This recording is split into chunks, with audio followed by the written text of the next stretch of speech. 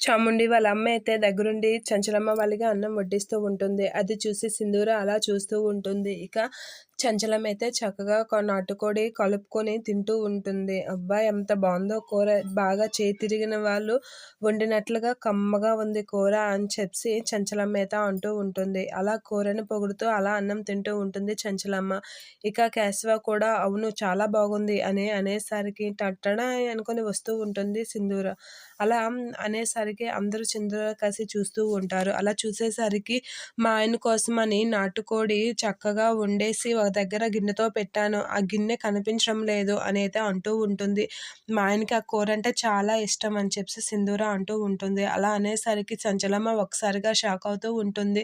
మీ ముందున్న ఆ గిన్నెలోకున్న కూర మాదే, ఆ గిన్నె కూడా మాదే అని చెప్పి సింధూర అనేసరికి అందరూ ఒకసారిగా షాక్ అవుతూ ఉంటారు. అయ్యో! ఇలా దొరికిపోయామే అని అయితే షాక్ అయ్యి అలా చూస్తూ ఉంటారు. ఇక కేశవ వీళ్ళందరూ అయితే వీళ్ళు చేసిన పనికి చాలా కోపంతో రగిలిపోతూ ఉంటారు. చంచలమ్మ అయితే ఆ కూర సింధూర వాళ్ళది అని తెలిసి అక్కడి నుంచి లేచి నిలబడుతూ ఉంటుంది. ఇక అందరూ అయితే చాలా తలదించుకొని అలా టెన్షన్ పడుతూ ఉంటారు చంచలమ్మ ఏమంటుందా అని. ఇక లేచి నిలబడి అక్కడి నుంచి అయితే వెళ్ళిపోతూ ఉంటుంది చంచలమ్మ. ఇక అందరూ ఎటోలు అటు వెళ్ళిపోయేసరికి చంచలమ్మ ఎవరు లేనప్పుడు పళ్ళెం తీసుకొని వచ్చి చక్కగా అన్నం వడ్డించి సింధూర వండిన కూరని వేసుకుంటూ ఉంటుంది. అలా వేసుకున్న చంచలమ్మనైతే సింధూర దూరం నుంచి గమనిస్తూ ఉంటుంది. అలా గమనించి చూస్తూ ఉంటుంది. చంచలమ్మ అయితే సింధూర వండిన కూర అని చెప్పి చక్కగా కలుపుకొని తింటూ ఉంటుంది.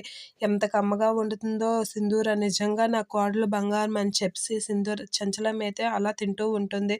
అలా తింటున్న చంచలమ్మ కాసి చూస్తూ మురిసిపోతూ ఉంటుంది సింధూర. ఇక చంచలమ్మ అయితే ఆ సింధూర వండిన కూరని తింటూ చాలా హ్యాపీగా ఫీల్ అవుతూ అలా తింటూ ఉంటుంది. అలా తింటున్న చంచలమ్మని చూసి అలా చూస్తూ మురిసిపోతూ ఉంటుంది సింధూర.